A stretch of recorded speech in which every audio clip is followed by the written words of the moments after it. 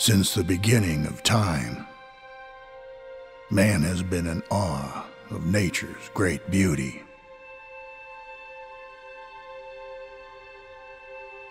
Massive mountain ranges, deep and colorful caverns, billowing clouds, crashing ocean waves, dense forests, peaceful mist-covered lakes, stunning sunrises and sunsets,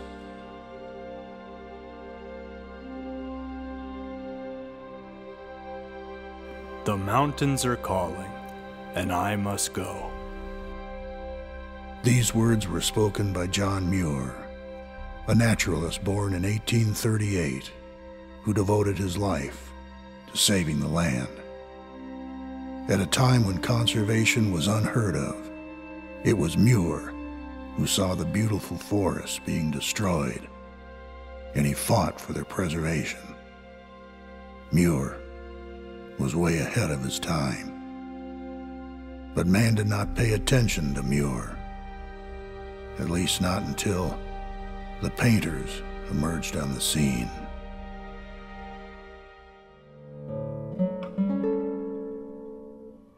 In the mid-1800s, photography had not yet been invented, and most Americans had only read about the beautiful lands in faraway places.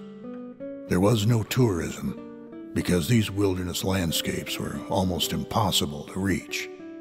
In the autumn of 1825, painter Thomas Cole traveled up the Hudson River by steamship, and then hiked deep into the woods to the summits of the Catskill Mountains to paint these magnificent scenes from nature.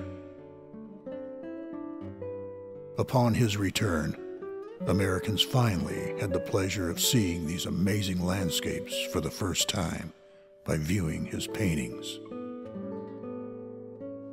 In 1830, Cole was accompanied by artist Asher B. Durand to travel north of New York City on an expedition to Screwen Lake in the Adirondack Mountains. They traveled by boat up the Hudson River to Lake Champlain, arriving near their destination by horse-drawn wagon, at which time they hiked on foot, carrying heavy studio easels and equipment up the side of the mountains to paint oil sketches of the infinite landscapes. They painted the Adirondacks and Catskills of New York, the White Mountains of New Hampshire, and all around the Hudson River Valley of New York. Upon their return, these paintings were celebrated in the press, and for the first time, the public saw images of these wilderness landscapes found in the North Country. We take for granted how easy it is to find out about another place today. We just Google it. But back in those days, the citizens of the world had never seen these exotic places. They had heard them described from books that they read, but they never could visualize the vast landscapes. Cole and Durand became known as the fathers of the Hudson River School, a prominent movement of painters. In 1859, as the West was developing, one member of the Hudson River School, German-born artist Albert Bierstadt, traveled westward in the company of government land surveyors to document the West, which had been unseen by the American public.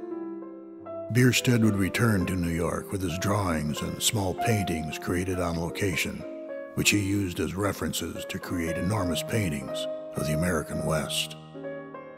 Curiosity about the West was in such demand that Bierstadt rented a theater, sold tickets, and revealed each new painting in a room equipped with carefully controlled lighting and curtains.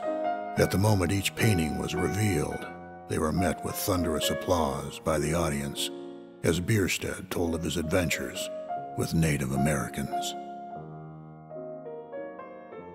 There were painters like Bierstadt who went out with government surveyors when the West was first being developed. It was dangerous. There were Indians at the time. There were battles. And he would go out with the government officials and would actually set up while they were surveying and sketch the landscape with oil paint. And then, because people had never seen anything like these incredible landscapes like Yosemite Park, for instance, which wasn't a park at the time, well, he would have these theaters and people would pay admission to the theater, and he'd tell the story and they'd open a little bit of the curtain. And then he'd tell a little bit more of the story and they'd open a little bit more until finally the whole painting was revealed. A year after Bierstadt's first trip, the first photographs of these amazing Western landscapes were seen by the public. But it was paintings which first showed the public these beautiful places. And it was paintings which stirred emotions and helped conservationist John Muir draw attention to the importance of preserving these incredible scenes of nature. Bierstadt would return to the West many times, painting the Rocky Mountains and Sierra Nevada mountains, Yosemite and Yellowstone. His paintings became the themes of America's self-image.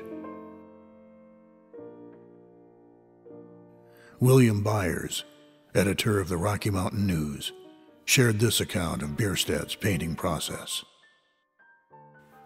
When Bierstadt finally caught sight of the chosen view, he was transformed. He said nothing, but his face was a picture of intense life and excitement. Taking in the view for a moment, he slid off his mule, glanced quickly to see where the hack was that carried his paint outfit, walked sideways to it, and began fumbling at the lash ropes, all the time keeping his eyes on the scene up the valley. As he went to work, he remarked, "I must get a study in colors. It will take me just a few minutes." He said nothing more. It was indeed a notable, wonderful view. In addition to the natural topographic features of the scene, storm clouds were sweeping across from northwest to southeast. Eddies of winds from the Great Chasm following up the face of the cliff were again caught in the air current at its crest, and then it drove broken clouds into rolling masses through the storm drift. Soft hailstones were falling, and rays of sunlight were streaking through the broken, ragged clouds and lighting up in moving streaks the falling storm. For generations throughout history, painters have been documenting the landscape by going outdoors into nature with their easels while braving the winds and the cold, inspired by scenes of nature's great beauty. Without these painters, we would not be able to look back at the way things once were, places which have been replaced with shopping malls and housing developments. No one knows for sure who were the first to go outdoors to paint, but it's believed that artists have painted from nature since the beginning of painting itself. The first documented outdoor painters are Italian artist Agostino Tassi and his student Claude Lorraine, born in 1600, who are known as the fathers of outdoor painting. Of Lorraine's work, English art critic John Ruskin said this: "Every herb and flower of the field has its specific, distinct and perfect beauty, its peculiar habitation, expression and function. The highest art is that which seizes this specific character, which assigns to it its proper position in the landscape. Every class of rock, every kind of earth, every form of cloud must be studied with equal industry and rendered with equal precision.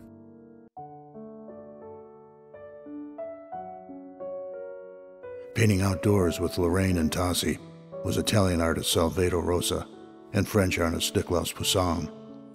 It was later in the next century that landscape painting became an accepted subject for artists, led by Pierre-Henri de Valenciennes in France and John Constable in England. Both artists were obsessed with getting artists to go outside to draw and paint. Valenciennes, who taught at École des Beaux-Arts, the leading art school in Paris, encouraged his students to get experience painting directly from nature. These two artists, their students, and others When outside, working quickly against the changing light and rapidly moving clouds, it was considered important training to get out of the studio. Painters realized that they could more accurately represent the colors and the light by painting in nature. And though painting outdoors took considerably more effort, the results were worth the effort because paintings done on location came alive. While most painters remained indoors in the comfort of their studios, two important art revolutions took place in France, which would take the art world by storm and change art forever.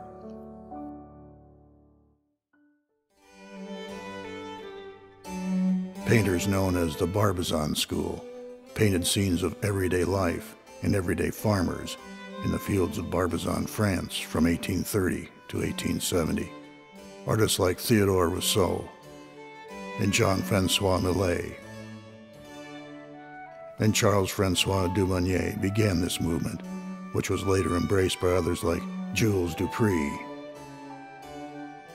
and Jean-Baptiste Camille Corot. One of the things the Impressionists did in a big way was to paint outdoors, or to paint on plein air. And this idea of painting outside was a direct connection to the Barbizon painters, a group of artists that had left Paris in the 1830s and 40s and had gone to the forest of Fontainebleau, to the little village of Barbizon, and painted outdoors, painted nature, painted specific landscapes, specific trees. They weren't stylized images, they would actually go and paint the forest. At the time, when art schools were teaching artists to paint idealized images of life, it was considered rebellious to depict paintings of real life as it actually was for the less fortunate, such as those working in the fields. This movement broke the standards of the art movement and made real life acceptable as a subject for painting. Following the Barbizon movement, the biggest painting revolution of all time took place.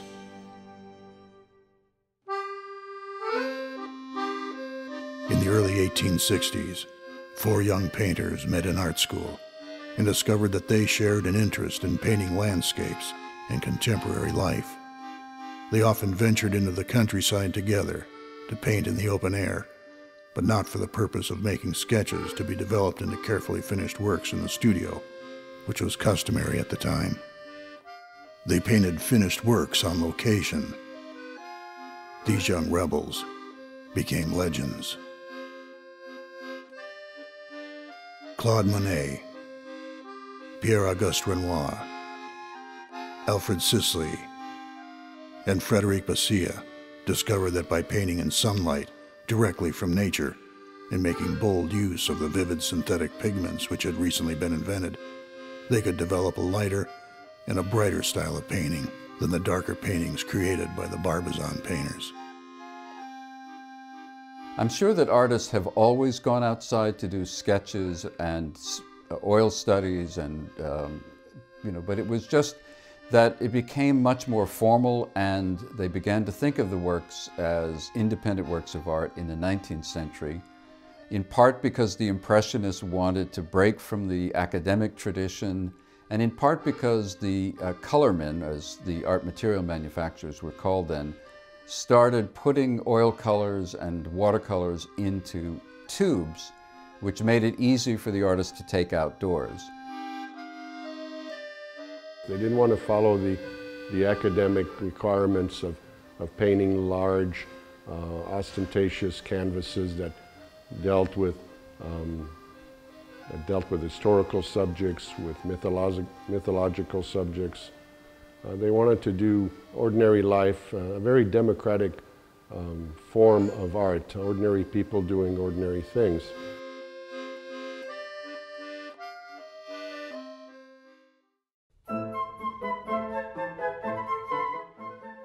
At the time in Paris, an artist was not accepted into society and not considered important unless they were juried into an annual show called the Salon de Paris. Yet their radical approaches to painting were rejected from admission to the Salon, So on April 15, 1874, at 35 Boulevard des Capucines in Paris, Monet and friends Renoir, Pissarro, and Sisley organized a month-long show of their paintings. They kept trying to get into the salon, and they kept being rejected. Finally, in 1874, they said, let's just have our own show. And they rented a hall, a small hall, and they had their own exhibition. And it was soundly criticized by all the critics. They were demonized, they were made fun of. This was in 1874. But within 2 or 3 years, they became really the most popular painters in Paris. And during the show, Monet exhibited a painting called Impression Sunrise.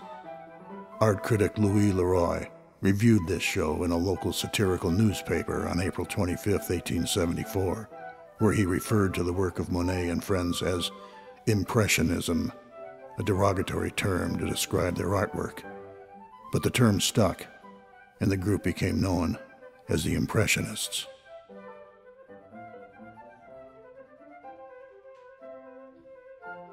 As a result of the article mocking the painters, an estimated 3,500 people visited the show to mock the painters.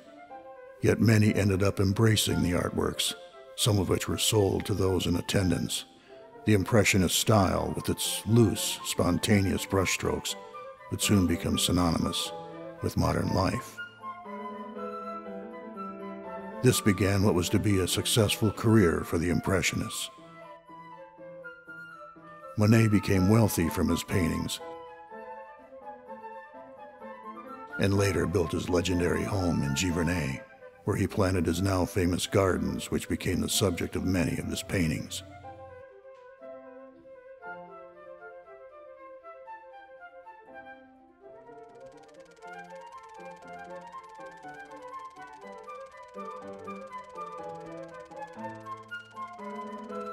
Though once considered revolutionary, many of Monet's paintings have sold today for prices nearing $100 million.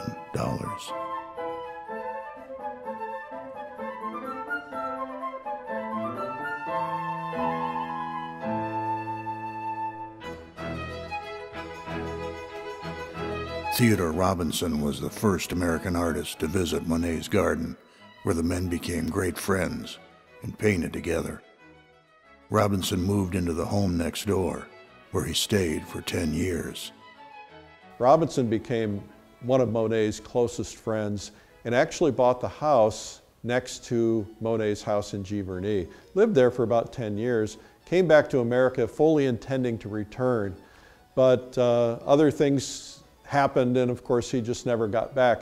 But Robinson really was the one who took Impressionism back to America. Now, Monet and other paintings had been shown in America, but Robinson was the painter, the American painter, who was also an Impressionist. And the American Impressionism movement started with Robinson. We owe him a great debt today, because this whole plein air movement, painters traveling around America, around the world, who are painting today, that all kind of came from Theodore Robinson. Upon his return to America, he heavily influenced the American Impressionism movement. It's an idea that caught on not only in Europe but in the United States, and there were a lot of workshops and classes and groups of artists going out to paint from nature on Long Island, in the New York area, in Indiana, in California, in most every region of the country, particularly in the summer months when the regular academic year was over and people would gather to study painting or just to work outdoors. These Impressionists became known as plein air painters, a French term meaning open air or outdoors. The term stuck. Impressionism and plein air painting spread across America, developing art colonies in places like Old Lyme, Connecticut, Taos, New Mexico, and Laguna Beach, California. Many great American Impressionists emerged, documenting the great landscapes of the world. Once Impressionism came to the US, starting with the 1880s on the East Coast, and it came to California in the mid-1890s, it was very popular. As I said, almost every art student in the early 1900s was learning to paint outdoors. A lot of teachers like William Merritt Chase would actually hold their classes outdoors. And being outdoors causes a lot of time restriction. Chase has a very famous quote while he was exhorting a student as they were painting, setting up outside and painting. He'd say, take as much time as you need to finish the painting. Take 2 hours if necessary.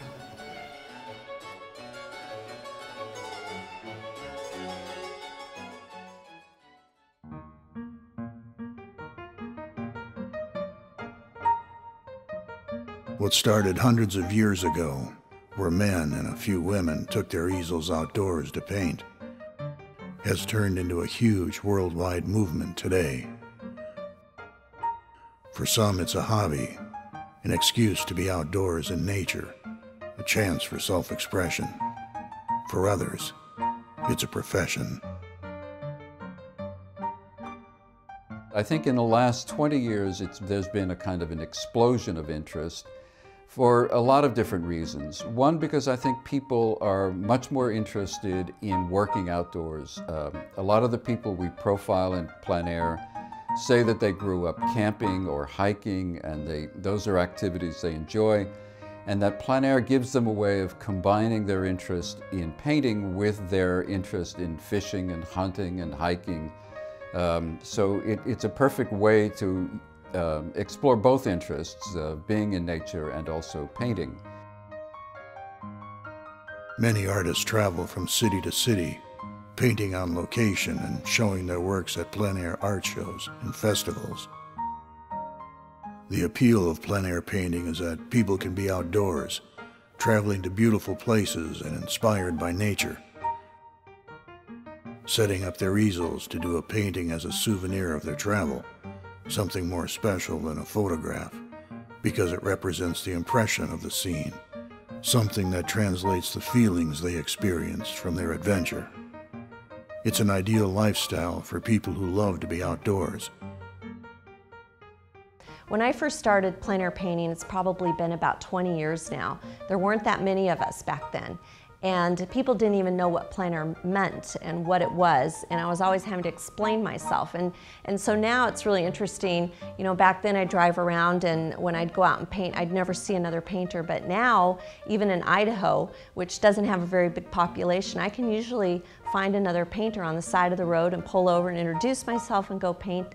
And so it's wonderful. It's just really boomed as a culture in the painting world. There's clubs.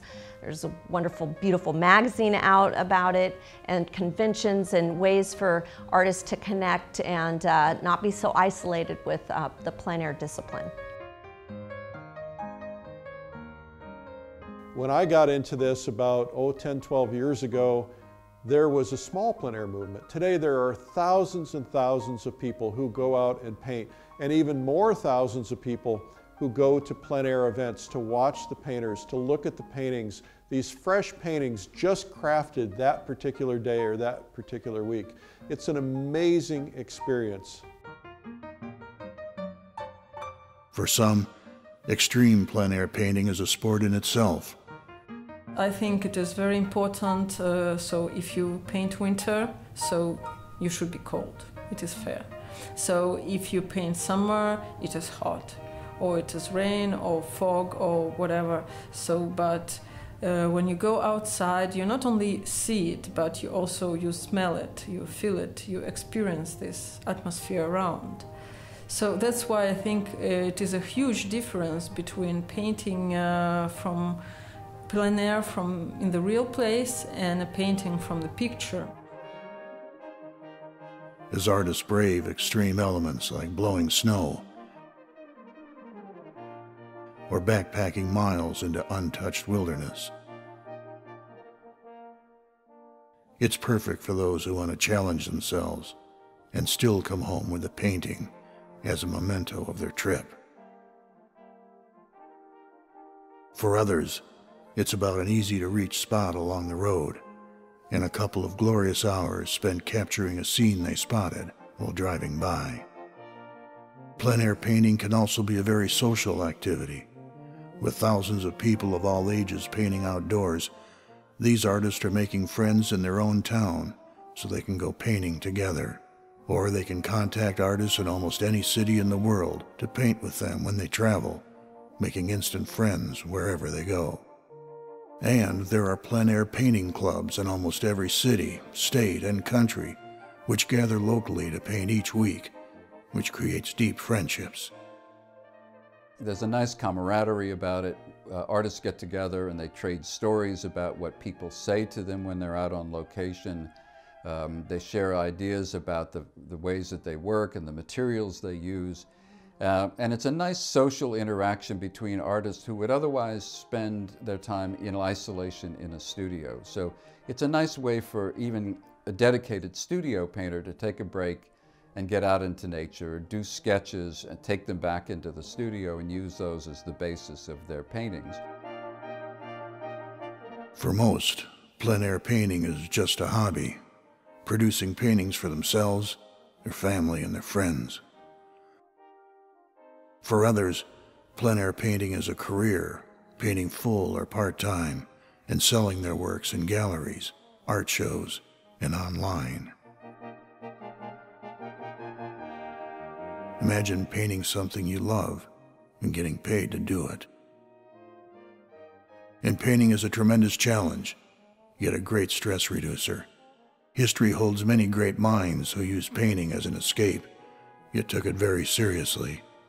Winston Churchill and Presidents Ulysses S. Grant, Dwight D. Eisenhower, John F. Kennedy and First Lady Jackie Kennedy, Jimmy Carter and George W. Bush, Prince Charles, singer Tony Bennett, actress Pierce Brosnan, and Jane Seymour all do plein air painting.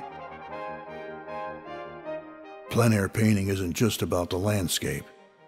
Today, painters capture life and their interests. For some, it's buildings and architecture. For others, it's an outdoor still life or flowers, and many artists choose to paint people outside in nature. Painting is designed to bring out your unique personality, your unique approach. After all, it's not about pleasing others. It's about pleasing yourself and exercising your own creativity. Is plein air painting for you? Most people tell themselves they wish they could paint, but they feel they have no talent. They tell themselves they can't even draw a straight line, let alone paint a picture. But we believe anyone can discover painting and easily learn to do it. In fact, we believe that if you can learn to cook a simple meal, then you can learn to paint. Because painting is a relatively simple process. All it takes is someone to show you how to do it, and then lots of practice. Sometimes when I'm outdoors painting, people will come up and they'll say, gee, I wish I could do that. And I'll encourage them. I'll say, well, you can do it. It's almost as easy as typing. And they'll go, oh no, I could never do that. And I'll say, well, listen, let me show you. And so I'll show them how to put the brush in the paint and where to put it. And I'll show them how easy it is. And they'll usually say, oh, I could never do it. But I can tell they really want to do it. And what I try to tell people is that you can do this. And it's not all about talent. Yes, there's talent involved at some level, but you can do proficient paintings by following some basic instructions. Anybody can do this. Our goal is to expose you to the joys of the plein air painting lifestyle and let you know that anyone can learn to paint, even you. The process of plein air painting is fairly simple. The painter takes their gear to a location they want to paint. They set up a portable easel. There are many styles. They put out their paint colors. They look at the scene, decide which part of it they want to paint, and they begin. Every painter approaches the process a little differently.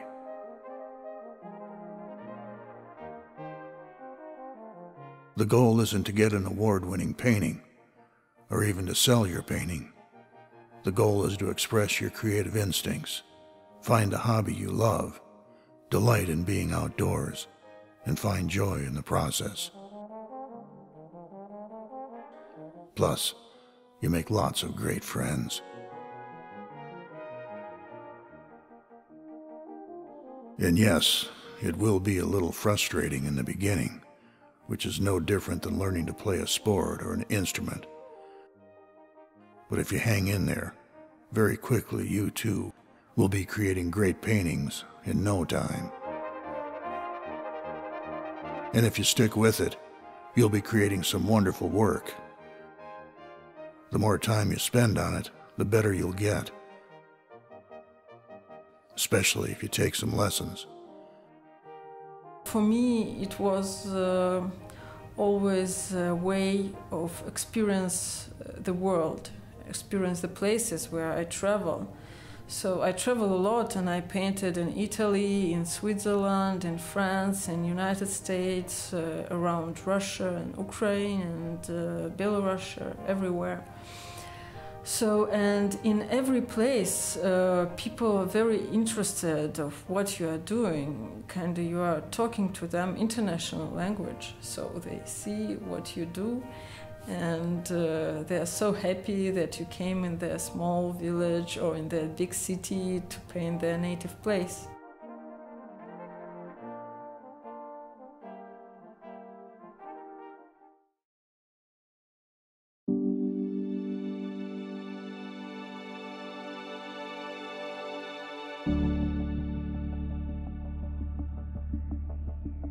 Paintings inspire us, and we know you can do this. And we'd like to encourage you to try.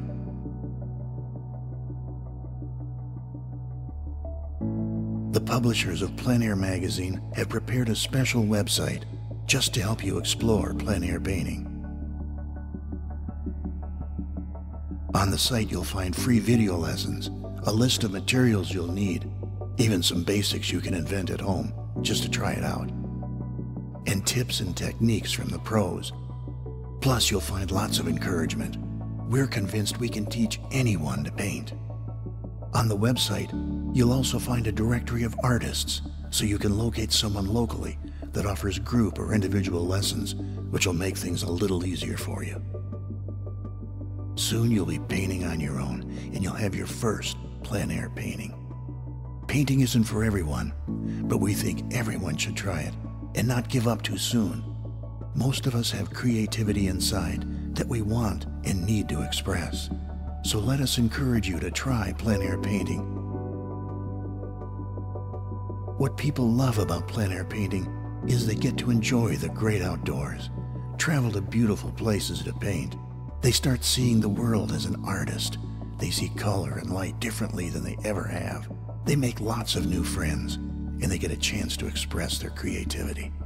And they can slow down to the pace of nature and create a lifelong memory to show for it. Of course, not everyone wants to paint. Some people would rather collect plein air paintings just to brighten up their home. These collectors find tremendous joy in visiting plein air events, watching the artists paint, and then buying the fresh paintings. There are hundreds of events across the United States and the world. You can find a guide to the events on the website we'll be telling you about. You can also find plein air paintings in art galleries, and you can often buy from the artist directly, sometimes fresh off the easel as you spot them outdoors painting.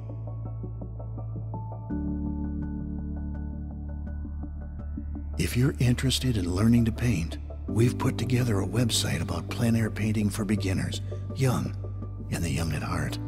There you can sign up for lessons, and it's filled with resources to encourage you as a painter. We just want you to try it out and see if it's for you, because we're sure you'll love it. But you won't know until you try it. And don't give up too soon. It won't come to you overnight, but you'll have fun learning and continuing to improve your new skills. Remember, no one's judging you. Even the best painters had a rocky start. And if you want to learn about collecting plein air paintings or attending events, you'll find resources on the website to help you start collecting.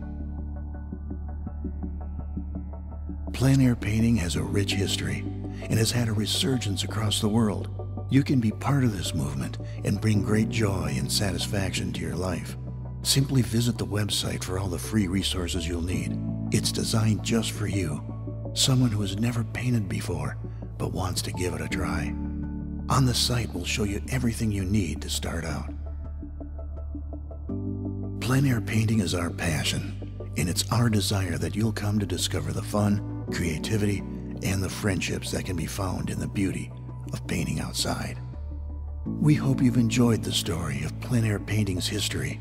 It's our goal to encourage you to discover and express your creativity through plein air painting. The website is called paintoutside.com. Yeah, paint outside. You can remember it because that's exactly what we do. We paint outside.